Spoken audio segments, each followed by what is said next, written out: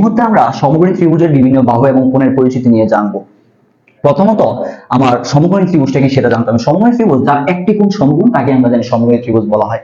এবং তাহলে যেহেতু এক কোণ সমকোণ, তাহলে এই কোণটার মান আমার 90 ডিগ্রি, কারণ আমরা জানি এক সমকোণ সমান 90 ডিগ্রি।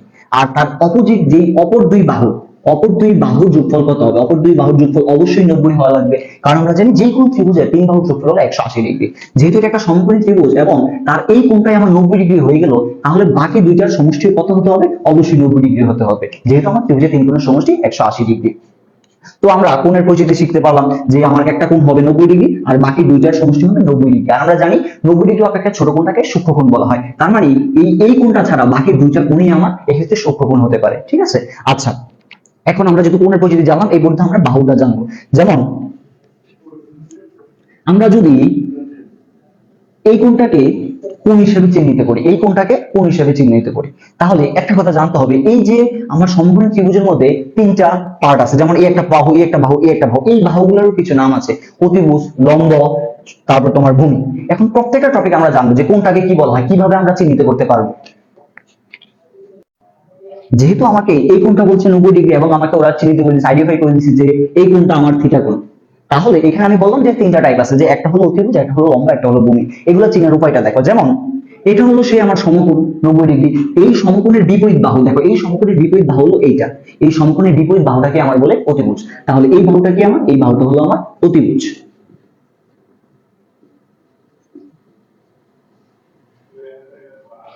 তারপরে যেহেতু ওরা আমাকে চিহ্নিত করে দিল যে এটা আমার থিটা কোণ, ঠিক আছে, এই থিটা কোণের সবসময় মনে রাখবা যে কোণটাকে আমাকে চিহ্নিত করে দিচ্ছে এই থিটা কোণের বিপরীত বাহু, এই থিটা কোণের বিপরীত বাহু কোনটা? এইটা, কিন্তু এই থিটা কোণের বিপরীত বাহু এটা, আর এটাকে বলবো আমরা লম্ব। ঠিক আছে, আর যেই বাহুটার উপর আমার সমকোণ 90 ডিগ্রি এবং থিটা কোণ, দুইটা কোণই যেই বাহুটার উপর থাকবে সেই বাহুটাকে আমরা বলবো ভূমি। তাহলে আমরা বিস্তারিত জেনে গেলাম। তাহলে আমরা যদি একবার একটু রিভিশন দিই, কি হবে যে সমকোণের বিপরীত বাহুটাকে বলে অতিভুজ, থিটা কোণ যেই বাহুটাকে চিহ্নিত, যে কোণটাকে আমাকে চিহ্নিত করে দিবে সেই থিটা কোণের বিপরীত বাহুটাকে বলে লম্ব, এবং দুইটা কোণ যেই বাহুটার উপর আছে সেই কোণটাকে বলে আমার ভূমি, সেই বাহুটাকে বলে আমার ভূমি। আচ্ছা, এই যেহেতু এটা একটা সমকোণী ত্রিভুজ, এই সমকোণী ত্রিভুজের আমার এইগুলা কিন্তু প্রত্যেকটা এক একটা বাহু।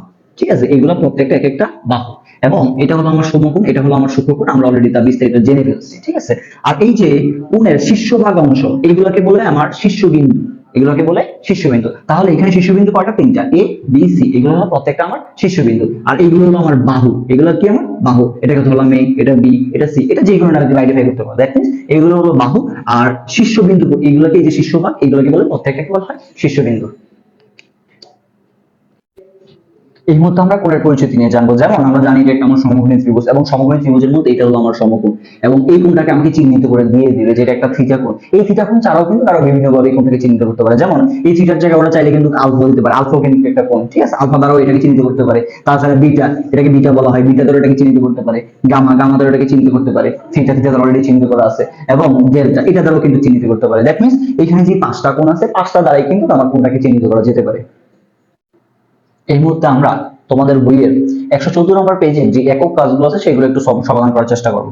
দেখো এখানে প্রথমত কি বলছে, যেমন এখানে ক দিয়ে আমাকে একটা চিত্র দেওয়া আছে, খ দিয়ে একটা চিত্র দেওয়া আছে, গ দিয়ে একটা চিত্র দেওয়া আছে, এটা খালি করে পূরণ করার জন্য বলা হয়েছে। তার আগে তোমাদেরকে একটু বলে নেই, যেমন দেখো এখানে যেহেতু আমাকে কি বলছে যে সমকোণী ত্রিভুজের নাম, প্রত্যেকটা এক একটা কিন্তু সমকোণী ত্রিভুজ। কিভাবে? কারণ প্রত্যেকটাই দেখো 90 ডিগ্রি অ্যাঙ্গেল করে দেওয়া আছে, আমার কোণ দেওয়া আছে, যে প্রত্যেকটাই আমার সমকোণী ত্রিভুজ, এটা আমাকে বোঝানো হয়েছে এখানে। তারপর হচ্ছে সূক্ষ্মকোণ, যেমন দেখো এই ত্রিভুজের এই চিত্রটা যদি চিন্তা করি, এটা সূক্ষ্মকোণ কি দেওয়া আছে, এই যে আমাকে এখানে কোণ এইটা দ্বারা থিটা দ্বারা চিহ্নিত করেছে যে এটা আমার সূক্ষ্মকোণ, আমি এই কোণ হিসাবে কাজ করব। এই চিত্রের মধ্যে এটাকে আমি থিটা কোণ হিসাবে ধরে তারপর কাজ করব। এই চিত্রের মধ্যে একবার আমি আলফাকে থিটা ধরে কাজ করব, একবার আলফাকে কোণ ধরে কাজ করব, এবং আরেকবার থিটাকে কোণ ধরে কাজ করব। ঠিক আছে, আচ্ছা তার আগে আমাদেরকে একটু জেনে নিতে হবে। যেমন দেখো এটাকে তো আমরা যদি এই চিত্রটাকে একটু, এই চিত্রটা দিকে যদি একটু খেয়াল করি, দেখো আমাকে যেহেতু বলছে যে সমকোণী ত্রিভুজ আমাকে ক নিয়ে কাজ করতে, ক মানে কি এটা সূক্ষ্মকোণ থিটা, এটা সূক্ষ্মকোণ থিটা, দ্যাট মিন্স এটাকে আমাকে চিহ্নিত করতে বলছে, এটা আমরা সূক্ষ্মকোণ ধরলাম। ঠিক আছে, এখন আমার কথাটা কি অতিভুজ, অতিভুজ কোণটা আমি কি বলছিলাম যে সমকোণী ত্রিভুজ যেটা থাকবে, সমকোণী ত্রিভুজের বিপরীত বাহুটা, এই সমকোণী ত্রিভুজের বিপরীত বাহু কি এটা না, তাহলে এটাই অবশ্যই আমার অতিভুজ হবে। অতিভুজের মান কত? 17। তাহলে এখানে অতিভুজ কত হবে আমার? 17। তারপরটা দেখো কি লেখা আছে, বিপরীত বাহু বা লম্ব। দেখো আমি বলছিলাম যে যেটা আমার থিটা কোণ হিসেবে চিহ্নিত করবে, দেখো এখানে আমার থিটা কোণ হিসেবে চিহ্নিত করা হয়েছে এটাকে। আমি বলছিলাম যে যেটাকে থিটা কোণ হিসেবে চিহ্নিত করবে তার বিপরীত বাহু, তার বিপরীত বাহু কোনটা? এই যে তার বিপরীত বাহু কিন্তু এইটা। এটাকে আমরা কি বলছিলাম? লম্ব বলছিলাম। এখানে লম্ব ছাড়া তুমি আরেকটা নাম এটাকে চিহ্নিত করতে পারো, বিপরীত বাহু। দ্যাট মিন্স লম্ব যেটা তার বিপরীত বাহু একই কথা, দুইটাকে একই ভাবে প্রকাশ করা হয়। তাহলে এই থিটা কোণের বিপরীত বাহুকে 8, তাহলে এখানে আমার বিপরীত বাহু বা লম্ব এটার মান কত? 8। তারপর যেটা আছে সেটা হলো শোণিত বাহু বা ভূমি। যেমন শোণিত বাহু বা ভূমি, সেটাকে কি বলছিলাম যে যেই বাহুটার উপর আমার দুইটা কোণই থাকবে, সমকোণও থাকবে এবং চিহ্নিত কোণ, সূক্ষ্মকোণ যেটাকে বলি, চিহ্নিত কোণ হিসেবে থিটা দ্বারা এটাকে সংজ্ঞায়িত করেছে। দ্যাট মিন্স এই বাহুটার উপর যে দুইটা কোণ আছে সেটাকে আমরা কি বলবো? সেটাকে আমরা ভূমি বলবো। আর এই ভূমির মান কত আছে? 15। তাহলে এটার মান কি হবে? 15 হবে। এই ভূমিটাকে তুমি ভূমি দ্বারা সংজ্ঞায়িত করতে পারো বা সন্নিহিত বাহু এই নামে সংজ্ঞায়িত করতে পারো, দুইটাই এক। তারপর আমরা যদি খ চিত্রে আসি, খ চিত্রে দেখা যাচ্ছে যে এটা আমাকে সমকোণ হিসেবে চিহ্নিত করছে, ওকে ফাইন। আর তারপর আমাকে কি বলছে যে এটা আমার থিটা কোণ, দেখি সেটা একটা সূক্ষ্মকোণ। তারা আমাকে এই কোণটাকে চিহ্নিত না করে এই কোণটাকে চিহ্নিত করছে, তাহলে এটা হলো আমার সেই থিটা কোণ বা সূক্ষ্মকোণ। আমরা যদি এইটার হিসেবে চিন্তা করি তাহলে প্রথম দেখো আমাকে ঘ নম্বর কি বলছে? খ, সূক্ষ্মকোণ থিটা, এটাকে চিহ্নিত করছে। তারপর অতিভুজ, অতিভুজ আমি অতিভুজ কি বলছিলাম? যে সমকোণের বিপরীত বাহু। তোমার এখানে সমকোণ কোনটা? এটা। তাহলে সমকোণের বিপরীত বাহু কোনটা? এটা। তাহলে এটাই হলো আমার অতিভুজ। অতিভুজের মান কি? অতিভুজের মান হলো এই ক্ষেত্রে পি। তারপর বিপরীত বাহু বা লম্ব, আমি বলছি বিপরীত বাহু যেটা লম্ব একই কথা। এখানে লম্ব ছাড়া তুমি আরেকটা নাম এটাকে চিহ্নিত করতে পারো, বিপরীত বাহু। দ্যাট মিন্স লম্ব যেটা তার বিপরীত বাহু একই কথা, দুইটাকে একই ভাবে প্রকাশ করা হয়। তাহলে এই থিটা কোণের বিপরীত বাহুকে 8, তাহলে এখানে আমার বিপরীত বাহু বা লম্ব এটার মান কত? 8। তারপরে যেটা আছে সেটা হলো শোণিত বাহু বা ভূমি। যেমন শোণিত বাহু বা ভূমি, সেটাকে কি বলছিলাম? যে যেই বাহুটার উপর আমার দুইটা কোণই থাকবে, সমকোণও থাকবে এবং চিহ্নিত কোণ, সূক্ষ্মকোণ যেটাকে বলি, চিহ্নিত কোণ হিসেবে থিটা দ্বারা এটাকে সংজ্ঞায়িত করেছে। দ্যাট মিন্স এই বাহুটার উপর যে দুইটা কোণ আছে সেটাকে আমরা কি বলবো? সেটাকে আমরা ভূমি বলবো। আর এই ভূমির মান কত আছে? 15। তাহলে এটার মান কি হবে? 15 হবে। এই ভূমিটাকে তুমি ভূমি দ্বারা সংজ্ঞায়িত করতে পারো বা সন্নিহিত বাহু এই নামে সংজ্ঞায়িত করতে পারো, দুইটাই এক। তারপর আমরা যদি খ চিত্রে আসি, খ চিত্রে দেখা যাচ্ছে যে এটা আমাকে সমকোণ হিসেবে চিহ্নিত করছে, ওকে ফাইন। আর তারপর আমাকে কি বলছে?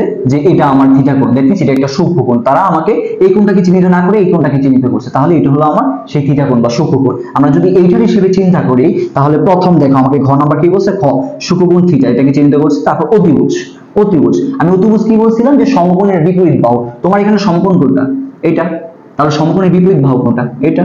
তাহলে এটাই হলো আমার অতিভুজ। অতিভুজের মান কি? অতিভুজের মান হলো এই ক্ষেত্রে পি। তারপর বিপরীত বাহু বা লম্ব, আমি বলছি বিপরীত বাহু যেটা লম্ব একই কথা। বিপরীত বাহু বা লম্বের ক্ষেত্রে কি বলছিলাম? দেখো লম্বের ক্ষেত্রে কি বলছিলাম আমি?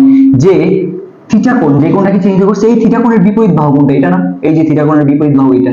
আর এই থিটা কোণের বিপরীত বাহুটাকে আমরা কি বলে? লম্ব বলে। তাহলে এই লম্ব কত আমার? লম্ব হলো 8। তারপরেরটা কি বলছে? যে সন্নিহিত বাহু বা ভূমি। সন্নিহিত বাহু বা ভূমি দুইটা একই কথা। আচ্ছা, ভূমি বা সন্নিহিত বাহু কি বলছিলাম? যেই বাহুটার উপর আমার দুইটা কোণই থাকে, দেখুন সমকোণ থাকবে, সূক্ষ্মকোণ দুইটাই থাকবে। যেমন তাহলে কোনটার মধ্যে আছে? দেখো এই বাহুটার উপর আমার সমকোণ এটা আছে এবং সূক্ষ্মকোণ হিসেবে থিটা কোণ চিহ্নিত। দ্যাট মিন্স এই বাহুটার উপর দুইটা কোণই আছে কিন্তু, তাহলে এটাকে আমরা কি বলতে পারি? ভূমি বলতে পারি। তাহলে ভূমি কত এই ক্ষেত্রে? আমার ভূমি হলো কিউ, ঠিক আছে। আর গয়টার ক্ষেত্রে যদি আমরা আসি, গ এখানে দুইটা কোণ দেওয়া আছে, একটা কিন্তু থিটা কোণ আর একটা হলো আলফা কোণ। প্রথমত আমাকে থিটা কোণের কাজ করতে বলছে। আমরা যদি থিটা কোণ, এটাকে আমরা কোণ ধরলাম, এটা না, এটাকে যদি আমরা কোণ ধরি কি হয়? তাহলে দেখ প্রথমত আমাকে অতিভুজ বের করতে হবে, অতিভুজ। এটাকে যদি থিটা কোণ ধরি, আমি অতিভুজের ক্ষেত্রে কি বলছিলাম? যে সমকোণের বিপরীত বাহু, সমকোণের বিপরীত বাহু কোনটা? এইটা, ঠিক আছে। এই সমকোণের বিপরীত বাহু এইটা। তাহলে এই ক্ষেত্রে অতিভুজ আমরা কত পাইলাম? এই যে অতিভুজ, এটার মান যদি দেখা নাই তাহলে এই বাহুটাকে চিহ্নিত করবে, এই বাহুটার মান কি? EF। তাহলে এই ক্ষেত্রে অতিভুজ কি আমার? EF, ঠিক আছে। পরবর্তীতে আমার কি? বিপরীত বাহু বা লম্ব। আচ্ছা, এই লম্বর ক্ষেত্রে কি বলছিলাম? যে থিটা কোণের বিপরীত বাহু, যেহেতু এই কোণটাকে চিহ্নিত করছে, এই কোণটার বিপরীত বাহু কি আছে দেখো তো? এই কোণটার বিপরীত বাহু এটা আছে না? তাহলে এটার মান কি? EG। তাহলে এটার মান কি হবে আমার? EG, ঠিক আছে।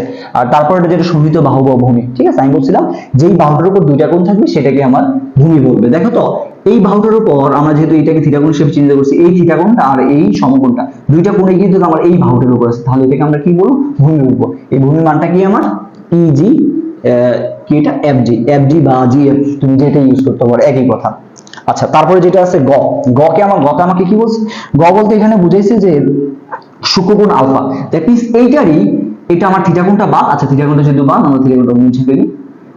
থিটা কোণটা বাদ দিয়ে শুধুমাত্র আমার এই কোণটাকে এখন ওরা আমাকে চিহ্নিত করতে বলছে, এটা আমার চিহ্নিত কোণ, এটাকে আমার সূক্ষ্মকোণ হিসেবে ধরতে বলছে। আচ্ছা, যদি এটাকে আলফাকে এটাকে আমার সূক্ষ্মকোণ ধরে তাহলে কি হবে দেখো তো, এটার আমরা অতিভুজ বের করতে বলছে। অতিভুজ কি বলছিলাম? সমকোণী বিপরীত বাহু। অল টাইম মনে রাখবা সমকোণী বিপরীত বাহুকে অতিভুজ বলে। তাহলে এই যে সমকোণী বিপরীত বাহু কোণটা এটাকে আমরা অতিভুজ বলে। আর এই মানটা কি আছে? ইএফ। তাহলে ইএফ এটার অতিভুজ বিন্দু ইএফ, দুইটার অতিভুজ সেম। তারপর বিপরীত বাহু বা লম্ব। আচ্ছা, লম্বের ক্ষেত্রে কি বলছিলাম মানে যে লম্বের ক্ষেত্রে কি বলছিলাম বলতে, তারপর আমার যেটা সেটা হলো বিপরীত বাহু বা লম্ব। ঠিক আছে, বিপরীত বাহু লম্বের ক্ষেত্রে কি বলছিলাম যে থিটা কোণের বিপরীত বাহু বা আলফা কোণ, যেহেতু আমাকে আলফা হিসেবে চিহ্নিত আছে তাহলে আলফা কোণের বিপরীত বাহু কোণটা দেখো, এই যে আলফা কোণ, এটা আলফা কোণের বিপরীত বাহু কোণটা এটা না, তাহলে এইটাকে আমরা কি বলবো? লম্ব বলবো। লম্বের মান কি আছে দেখো তো, ইএফ বা জিএফ, তুমি যেটাকে হিসেবে চিহ্নিত করো। তারপর আমার কি ছিল? সন্নিহিত বাহু বা ভূমি। সন্নিহিত বাহু বা ভূমির ক্ষেত্রে কি বলছিলাম? যেই বাহুটার উপর আমার দুইটা কোণে থাকবে, সমকোণ থাকবে, সূক্ষ্মকোণ, দুইটা কোণে থাকবে তাকে কি বলে? ভূমি বলে। তাহলে দেখো তো, এই বাহুটার উপর আমার সমকোণ এবং চিহ্নিত কোণ যেটা আলফা, দুইটা কোণই কি এই বাহুটার উপর আছে না? তাহলে এটাকে আমরা কি বলবো? ভূমি বলবো। এটার নাম কি আছে? ইজি, ইজি বা জিই, যেটাই বলো তুমি। ঠিক আছে।